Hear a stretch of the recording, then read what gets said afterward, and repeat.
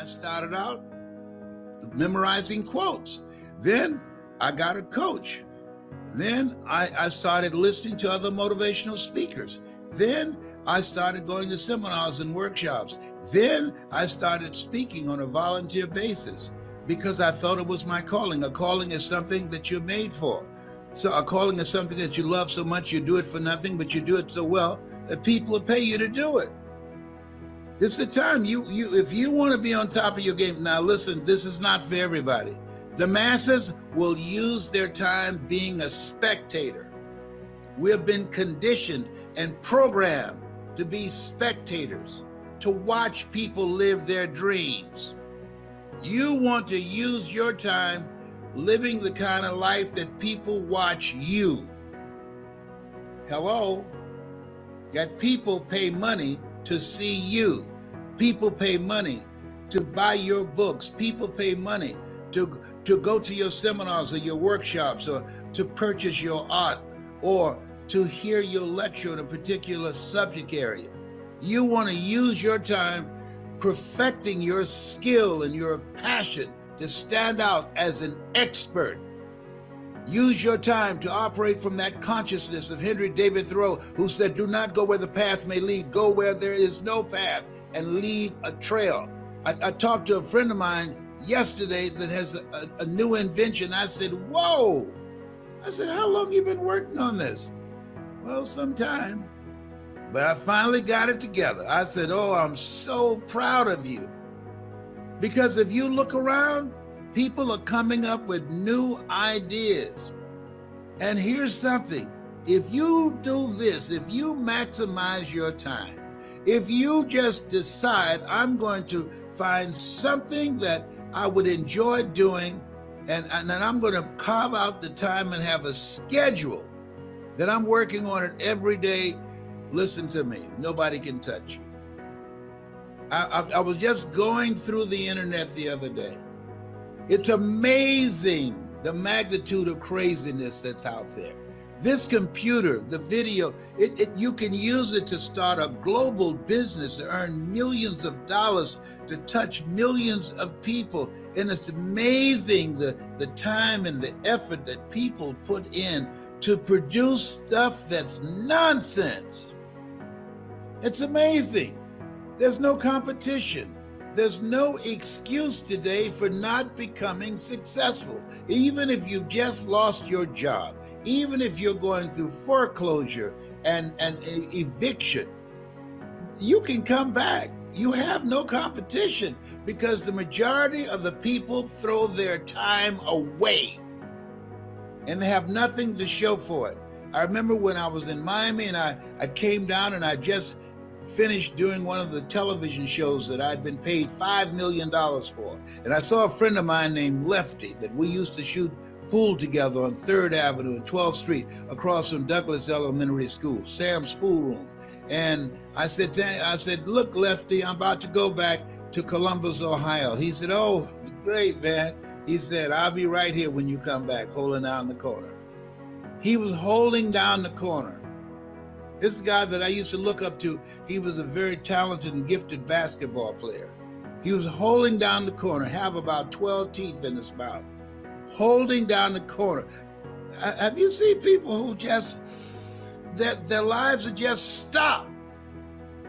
They're not working and producing. "Herein my Father glorified, that ye bear much fruit." We were put here to bear some fruit? No. Much fruit.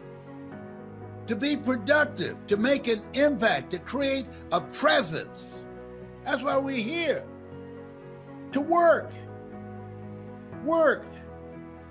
To leave our mark. And so do an evaluation of yourself. Ask yourself, if you look at 24 hours, how much time do you spend developing your mind? How much time do you spend learning a new skill? The economy has changed.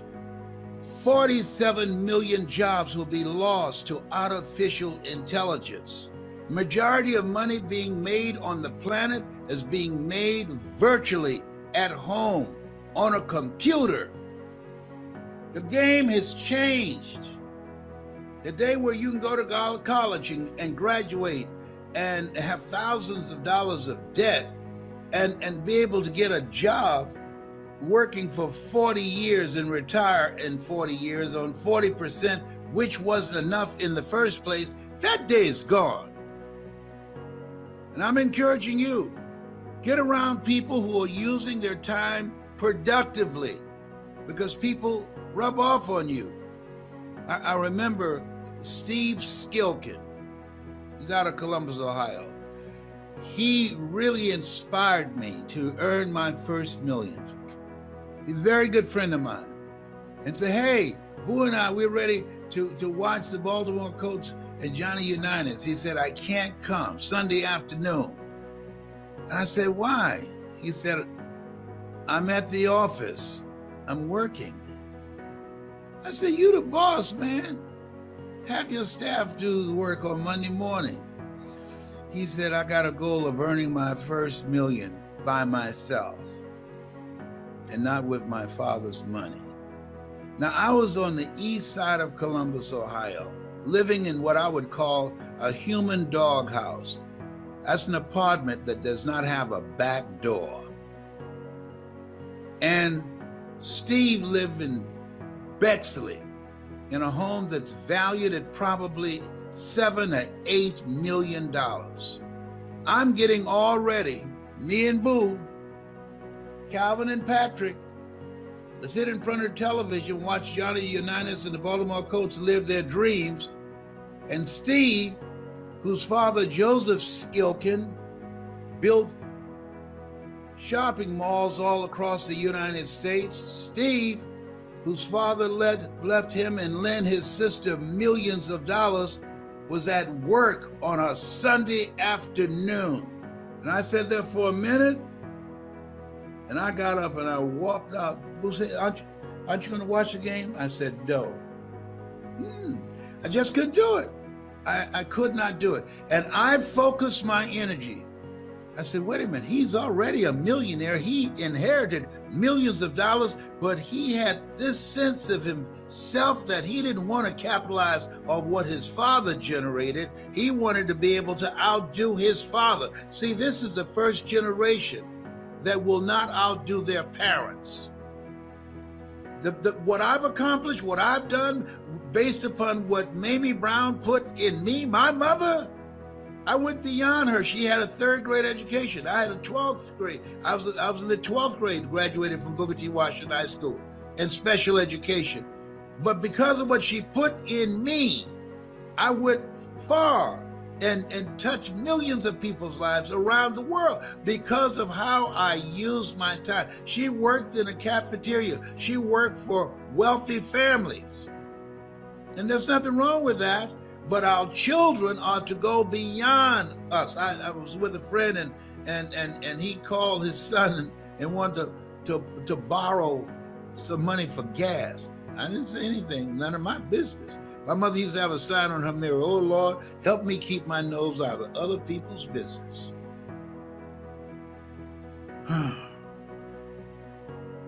Miles Monroe, he said, when you know your purpose, that narrows how you use your time. How you use your time. How are you using your time? You have something special. You have greatness in you. You have the ability to do more than you can ever begin to imagine. I know you've done some things that you're proud of, but I can tell you, based upon my own experience, if you're willing to put in the time with a coach, that's me up in here.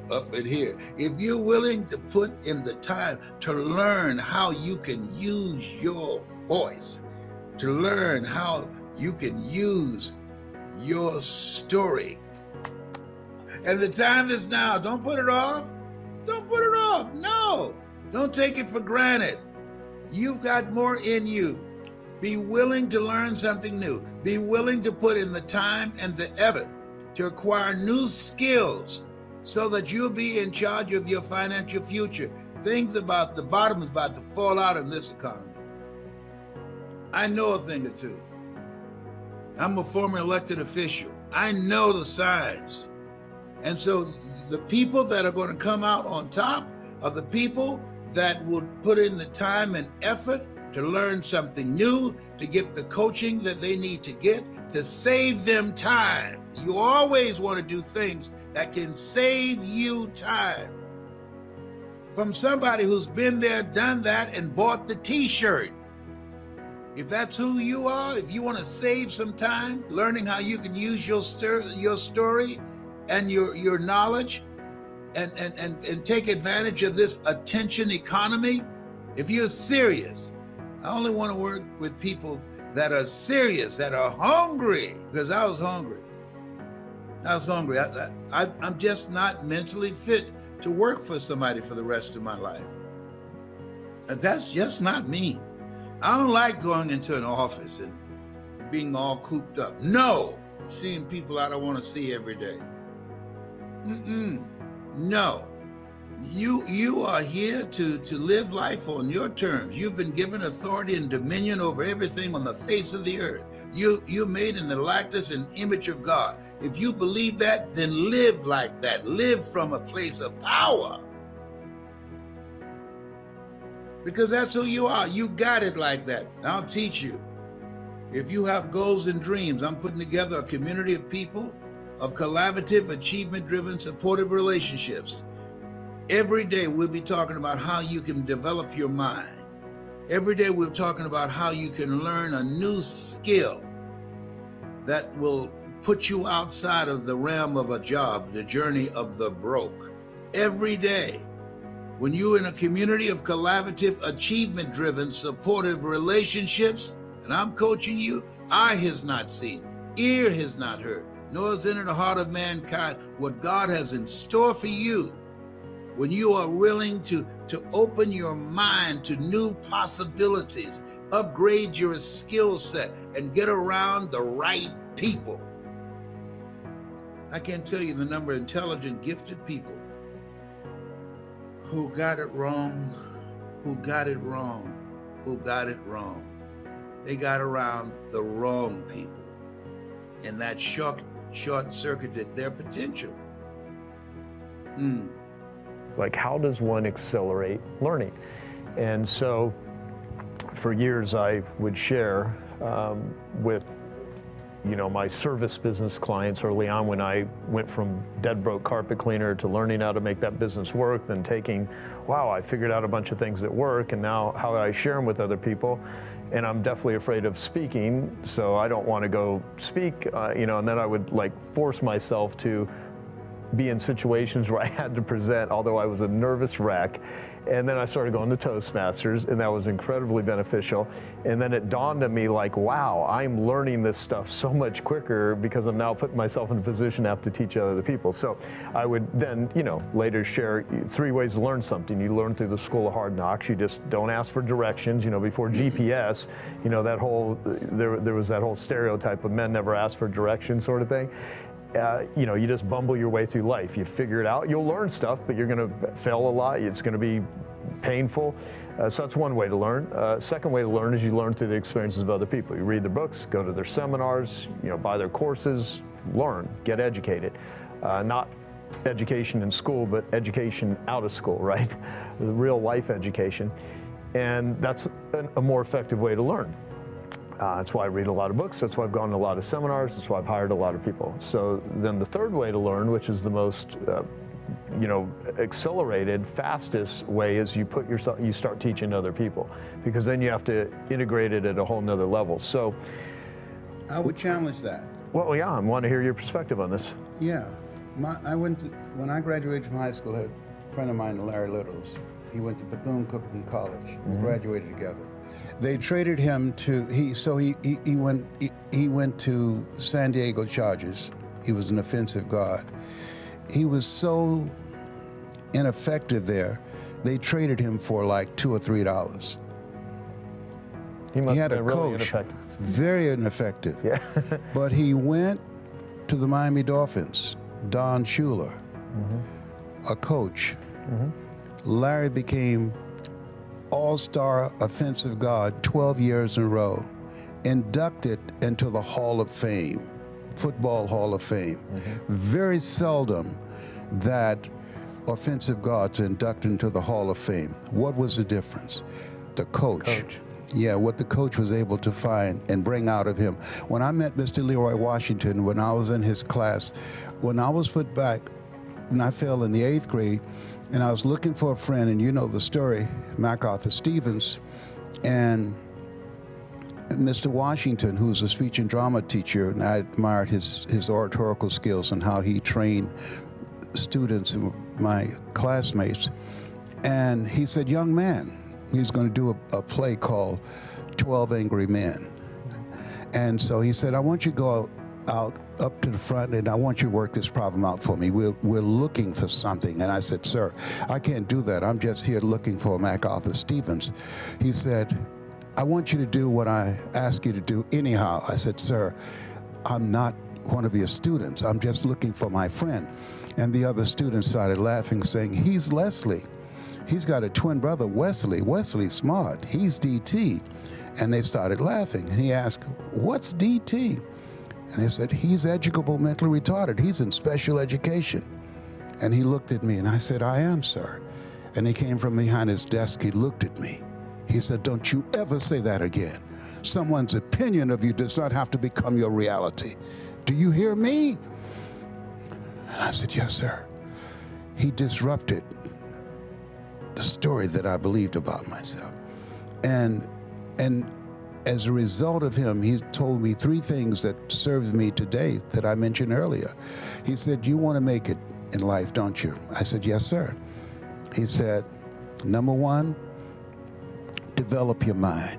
You don't get in life what you want, you get in life what you are. He said, I want you to listen to this. He gave me Earl Nightingale, the strangest secret in the world. Wow. He says, number 2, practice the principle of OQP, only quality people. The award-winning, Academy Award winner, Sidney Poitier, he wrote a book called The Measure of a Man. He said, when you go for a walk with someone, something happens without being spoken. Either you adjust to their pace or they adjust to your pace. Whose pace have you adjusted to? We're earned within $2,000 to $3,000 of our closest friends. When I found that out, I got all my broke friends out of my life. I said, y'all gotta go. Don't go away mad, but y'all gotta go. And the other thing he said, Mr. Brown, develop your communication skills, because once you open your mouth, you tell the world who you are. Yeah. And where's James? James, yeah. Questions of what he said was very important. I did a presentation for a major pharmaceutical company, and when I was getting ready to leave, I saw a sign that said danger zone, and all of these people lined up to go into this room, do a presentation. And I came in and I was curious to find out what was going on. And so there were doctors in the room. I was the only one that was not a doctor except people in the hotel. And so, and this conference was teaching doctors how to communicate with their patients to encourage them to take their hypertension medication. And if they don't, they will have a stroke, or they can suffer an aneurysm or heart disease. And so I was seated next to the CEO. And he came in late. I said, excuse me, sir. I said, you're the CEO? He said, yeah. I said, do you have hypertension? He said, yes, and I touched him slightly on his leg. Doctors who touch their patients reduce their chances of having a malpractice suit filed against them by 37%. I said, you have hypertension? He said, yes. I asked him, why do you take your medication? He said, I want to live. Then why do you have a fear-based campaign? Why not have it the success zone, appeal to people's desire to want to live? He said, you got a point. He said, can you train doctors? I said, yes. They had all these doctors there. I'm the only one not a doctor, right? The only raisin in a glass of buttermilk. I'm turning red, but y'all can't see it anyhow. He said, you got a contract. You never believe what that contract was for. Training 3,500 doctors, you'll never guess. Anybody? Wild guess. 1 month. How much money I got paid? No, it was small. I just trained them, went to different cities and trained them. But that's good. I like it. James, you are a prophet. All right, thank you, though. $640,000. Because I asked the right question. I didn't try and sell myself on it. Everybody, you've heard the expression, you can take a horse to the water, but you can't make him drink, right? What we do as coaches and as speakers, we create the want. If you know how to effectively communicate and ask the right questions, then they will want to do business with you. Because our goal and objective, when you look at Joe Polish and his whole staff, they're not here to sell you, they're here to serve you. And that's why you show up. The greatest among you will be your servant. So when you ask the right questions, something Zig Ziglar talked about, and you in your book addresses this. He said, if you give enough people what they want, they'll give you what you want. Maya Angelou said, people don't care how much you know until they know how much you care. And so when you care enough to ask people questions, so as I train speakers, I said, never let what you want to say get in the way of what your customer wants to hear. And all that get understanding, find out who are they? What's going on with them? What challenges are they facing? What's keeping them up at night? What have they done before that did not work, as you talked in those strategic questions? And so I sent out a needs assessment. And when I spoke for Merrill Lynch and talked about these two guys who got together in 1905, one was a businessman, the other one was a visionary. As a result of my doing research, people seated in the audience thought that was just one name. Mm-hmm. And I got another 22 engagements out of that. And so you're asking key questions, but becoming knowledgeable and finding out things about your client and incorporating those things in your presentation. I spoke for a guy named Brian Buffini. Anybody ever heard of him? He sells real estate. So when I go in to speak, I said a needs assessment, Brian filled out. So I wanted to find out where he was and what he wanted, because he's a man that signs the check, okay? Then I talked to his top performers and I extracted stories out of them. And so when I got up and was giving my speech, every point that I was going to make in my speech, I've created a framework how to train people do this. I would use their story as an example. So I said, I was talking to James, and he's been with the company for years, and he said that this place he loves because it helps him to begin to learn more about the customers, that life is a question and how we live our lives is the answer. And so James said he loves being here because it's a family consciousness. And when I talked to Veronica talked about the day that she was thinking about how she was going through a tough time when a family member died, but everybody got together and it gave her the strength to weather that Red Sea, to weather that storm. And when I got to the end of my speech, when I was getting a standing ovation, I said, I'm so glad to be able to see you. And I started walking off, and I said, oh, by the way, I'm not too busy for referrals. That's his theme. We're never too busy for referrals. I got 56 speaking engagements. Wow. Wow. And, 10-minute talk. Yeah. But that's not, guess what, James? He said, wait a minute, Mr. Brown. He said, this is November. He said, whatever number of engagements that you have for the rest of the year, I want them. I'll write the check for them. And at that time, I was charging $35,000 an hour. But he paid for every speaking engagement for the rest of the year because I did research on him. I interviewed the top performers. What is it about you that's different than the rest of the people here? I found out his mission statement. I found out how he met his wife. I said, Brian, one of the things I know about you, when you met your wife, Martha, you became very spiritual and said, the Lord is my shepherd, I see what I want.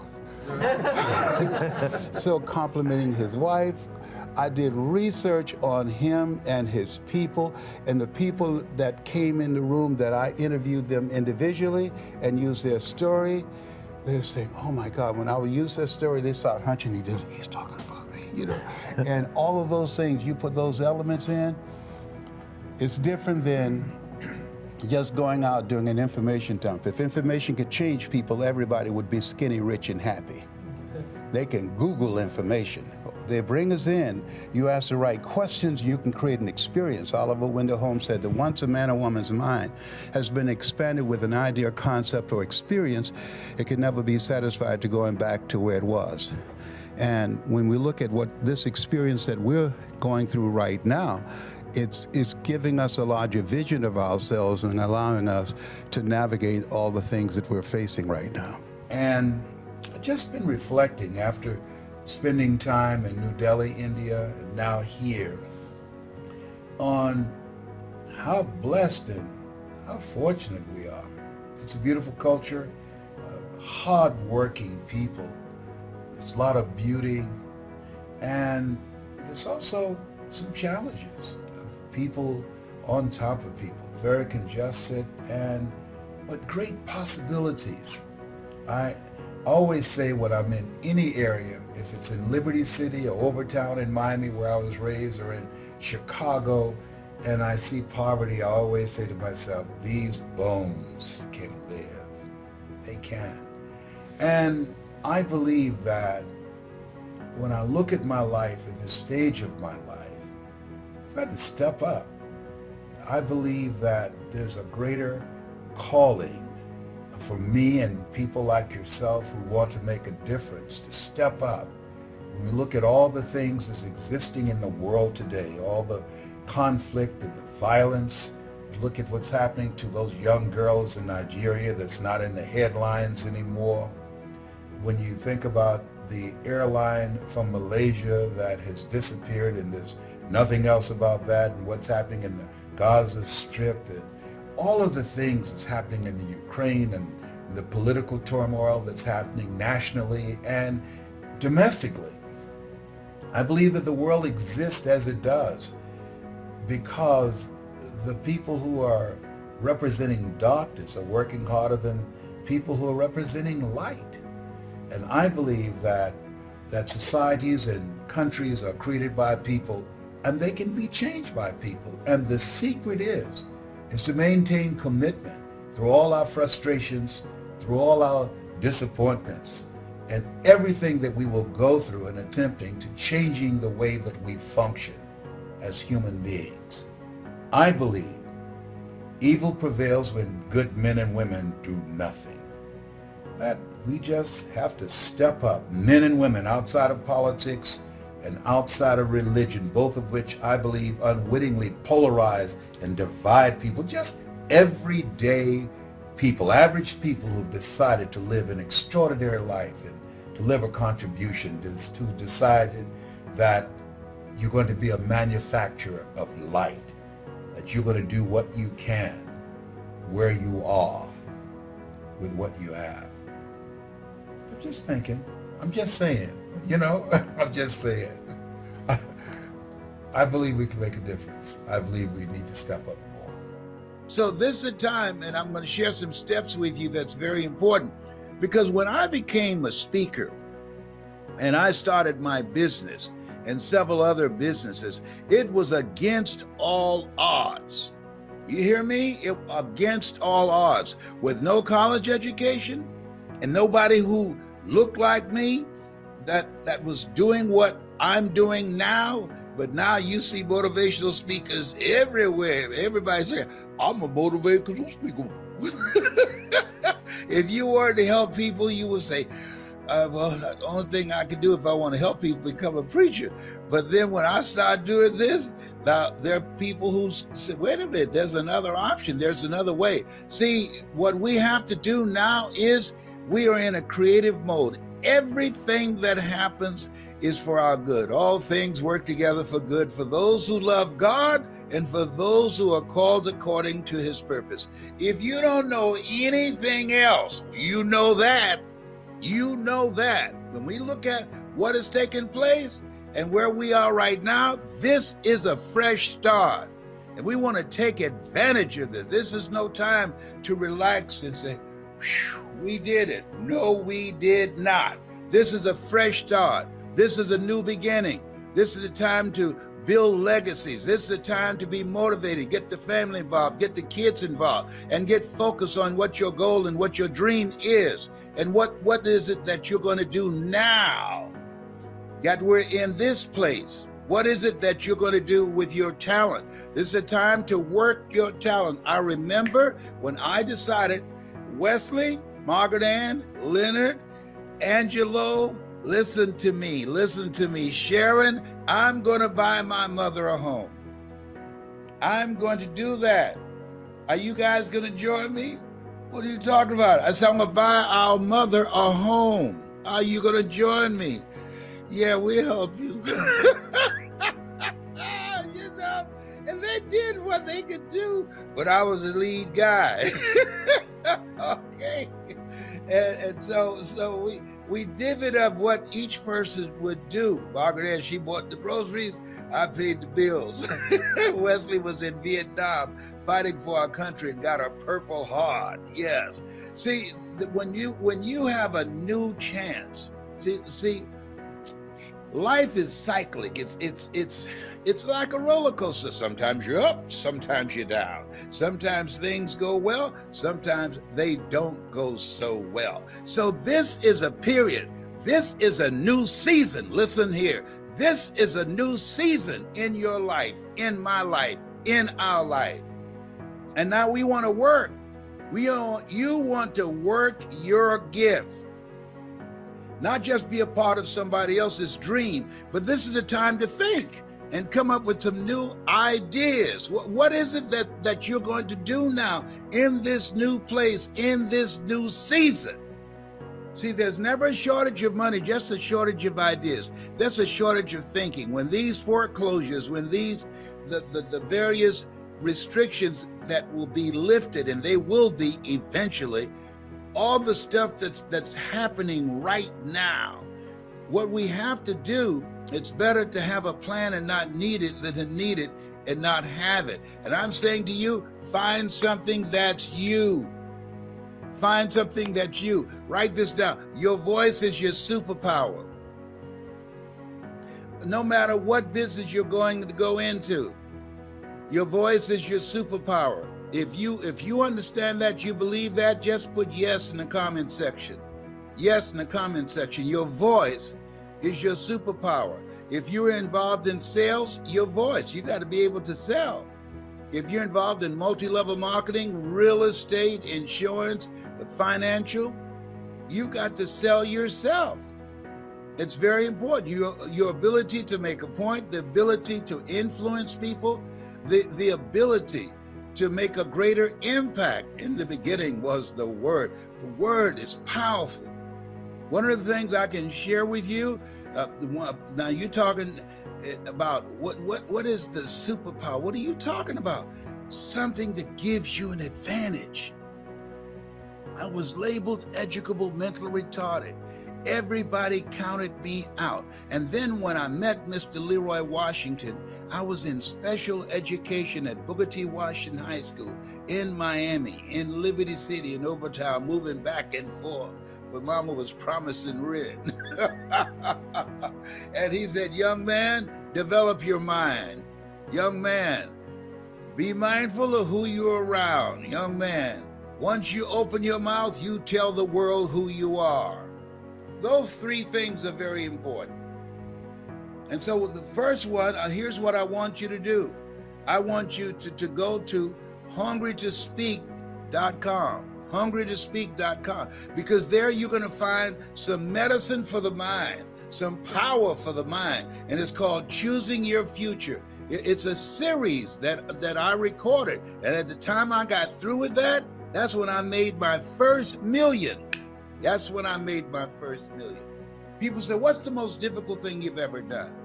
Making $1 million? No. The most difficult thing I've ever done, to believe that I could do it, given my circumstances, born in an abandoned building on a floor, not knowing my birth parents, being a foster child and then adopted, being labeled educable, mentally retarded, put back from the 5th grade at Douglas Elementary School into the 4th grade, and failing again at Booker T. Washington High School. To overcome being in a culture where you are marginalized, where you have the complexion of rejection. To believe that I had the ability to do it. I remember there was a program when I was a kid. Millenniums don't know about that. They weren't here then. They used to have a program called The Millionaire. And John Beresford Tipton would give Michael Anthony $1 million to give it to a particular family. And after the program would go, somebody come to the house and knock on the door. I would jump up and run to the door. Mama said, "Where you going, boy?" I said, "I was checking to see if that's the man with the check." She said, "If you don't sit your behind down, if he had $1 million check, somebody would have busted him in the head by now." You know what? We got a fresh start. This is dramatic. God has been in the midst of all this stuff. And now we want to take advantage of it. Now we want to milk it. This is our time. This is the time to get it done in 21. And part of that process is what's going to be different about you. What's going to be different? This is the time to take it up, to step it up. This is the time to take your performance, to take your focus to the next level. What's going to be different about you? See, the people that are going to maximize this, the people that are going to capitalize on this, the people that's going to make this year, 21, the year to get it done, are the people that are hungry. You got to be hungry. When people are working against you, when there are systems and things in place that are designed to hold you back, you got to be hungry. Things have not changed that much that you can't be hungry. If you're not hungry, if you don't feel that your goal and your dream is necessary, your dream will end up a casualty. And so you got to get up each day. The people that are hungry, they're the first ones to get up in the morning and the last ones to go to sleep at night. People that are hungry, they have an agenda for their life, of what they want to get out of the day. People that are not hungry, they are part of somebody else's agenda. They just are trying to go through the day. And don't mess with them. Don't criticize them. Leave them alone. My mother had a sign, I always talk about it, on her mirror. "Oh, Lord, help me keep my nose out of other people's business." So I'm talking to you this morning because as much as I'm talking to you about this, I'm talking to myself about this. I'm 75. You know, you get 75, let me share something with you. All kind of stuff start happening to you. You wake up one morning, you start moving. Oh, I used to wonder, Mama would say, "Oh, Arthur's bothering me." Mama, who's Arthur? Don't worry, boy, you live long enough, you'll find out. Well, I know where Arthur is now. He's on my right hip, and he's been giving me a fit up in here, up in here. Oh my God. She's talking about arthritis. Thank the Lord for waking me up in my right mind this morning. Mama, why do y'all say that every Sunday? Why do you say that? Don't worry, boy. You live long enough, you'll find out. I went to Cancer Centers of America. I lost my passport. I left my identification there at the hospital. I got home and I said, "Hey, did you see it, John Leslie?" "No, sir, Daddy." "Do you know where I put it?" "No, sir, Daddy." "Who's 75 here? You 36. I'm the one 75. You should be watching me. You know, you can't leave me by myself." Oh my God. You know, I mean, oh my God. I mean, just little aches and pains coming from everywhere. You say, "Wait a minute, what's going to come next? I didn't do nothing to deserve this." God. So I have to take my time going down the steps. My mind is young and vibrant and energetic, but the body said, you better take your time. You better take your time, Mr. Motivator. For you're behind, fall down these steps. You might be thinking young and motivated, but you better positively take your time going down the steps. Oh, getting older is so humbling. It's so humbling. That's why I think Paul say, pray unceasingly. But this is a fresh start. This is a time to be excited.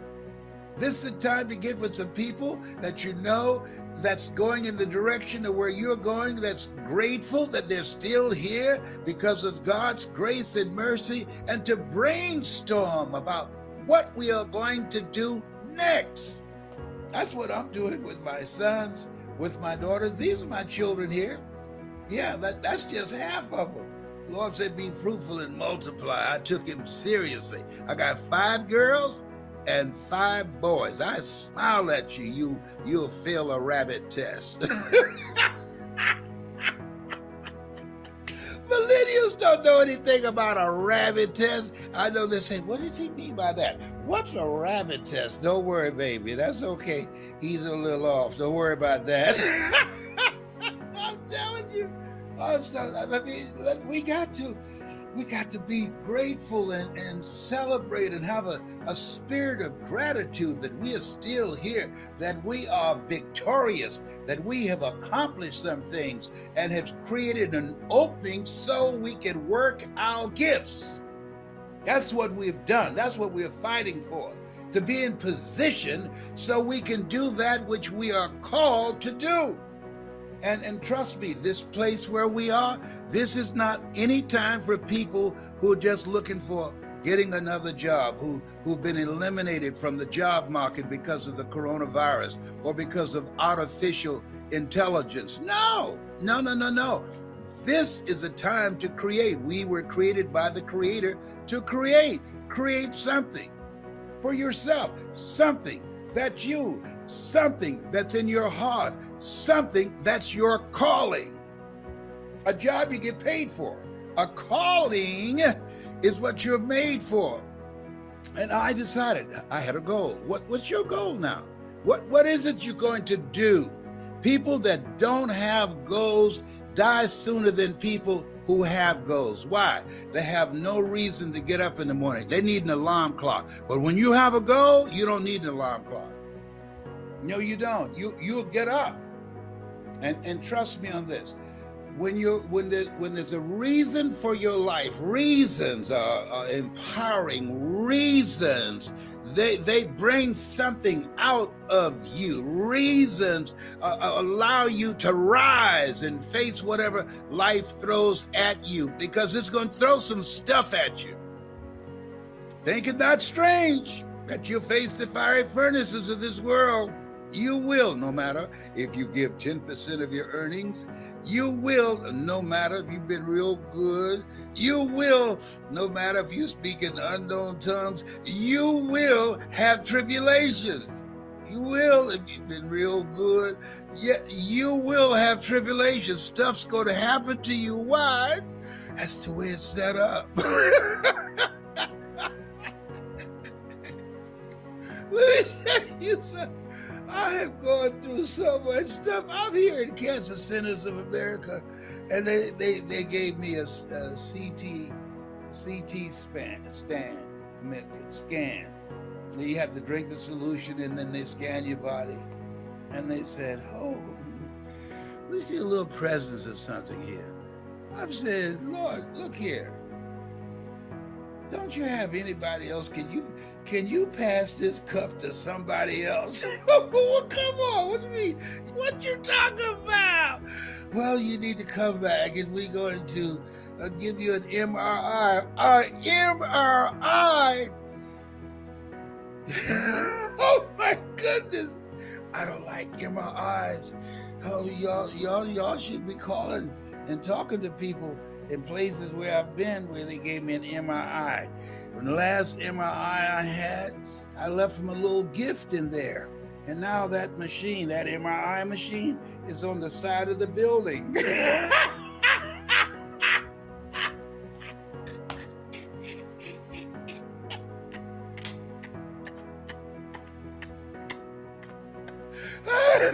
Oh my God, they didn't give him his medication this morning.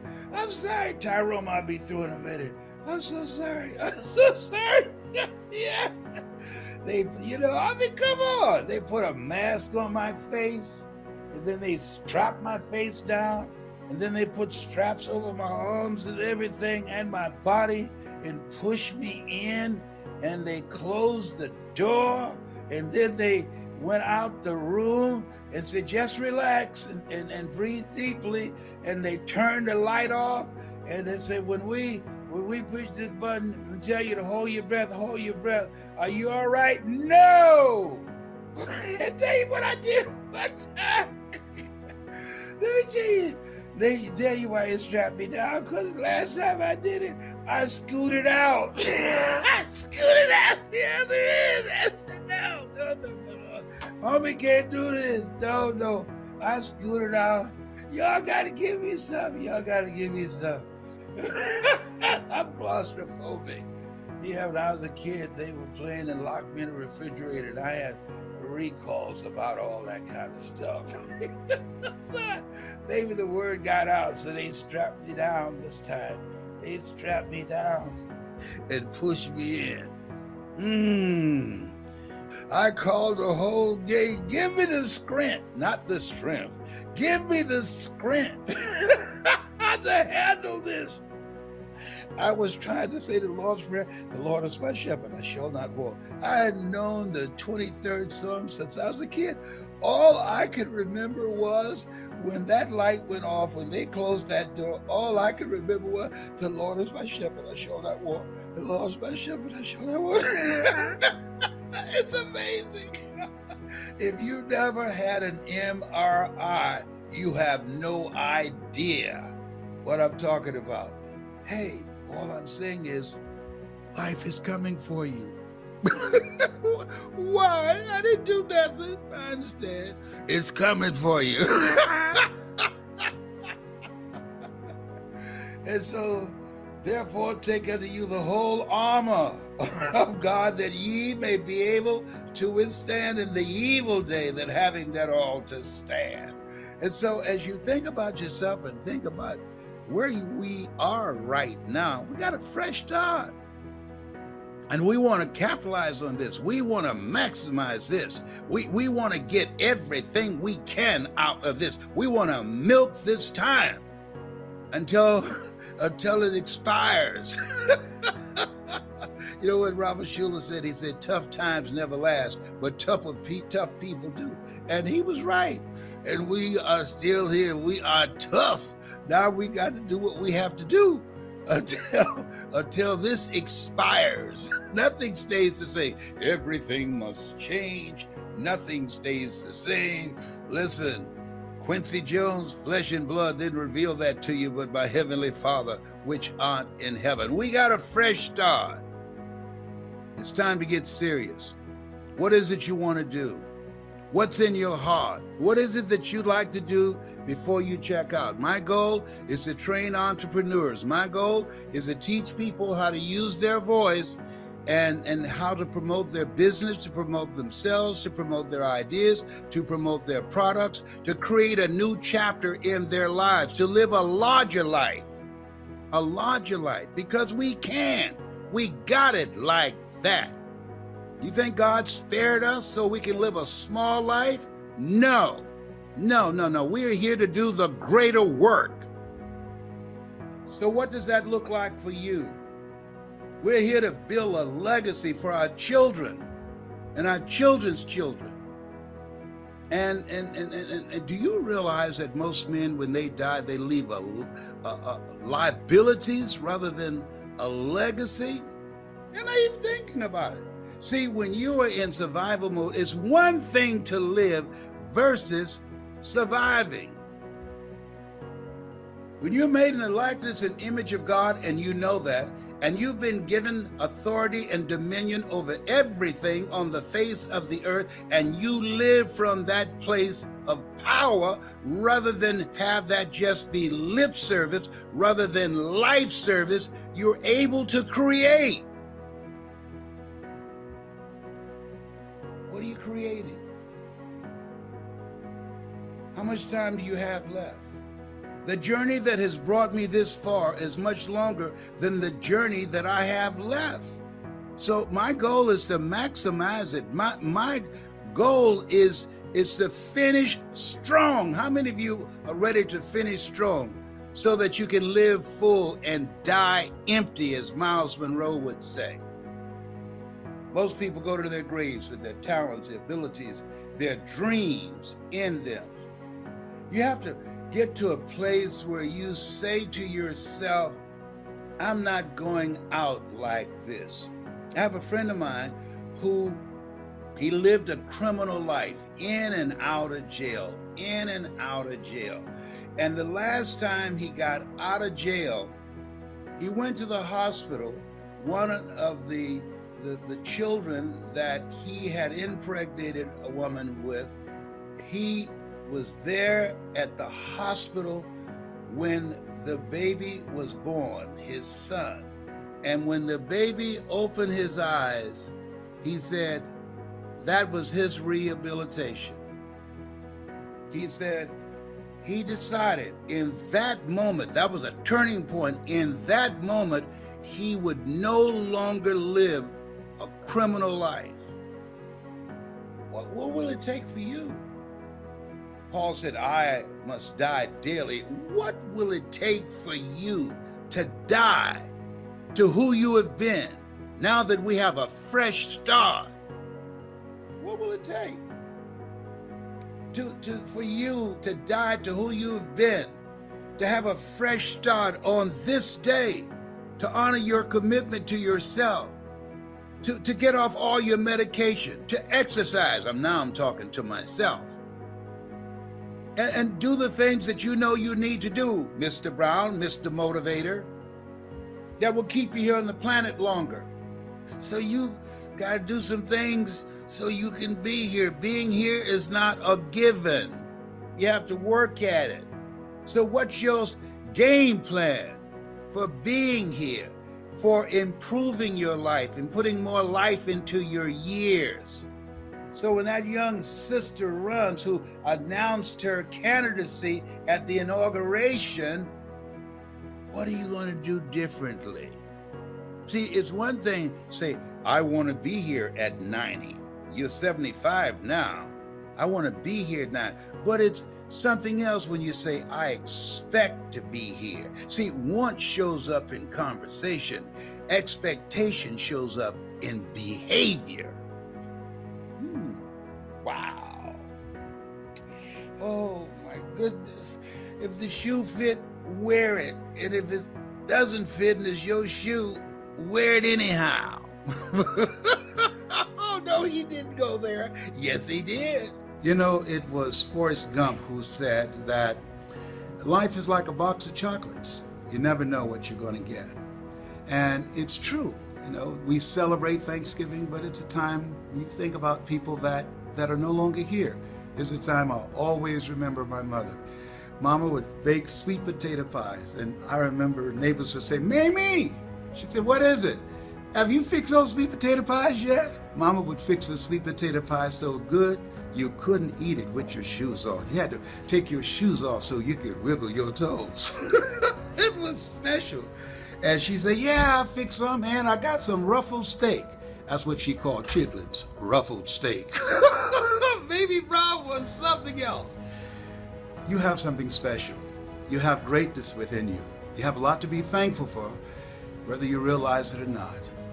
You have something that the world needs. Continue to work to do your best, to make your life an example and not a warning.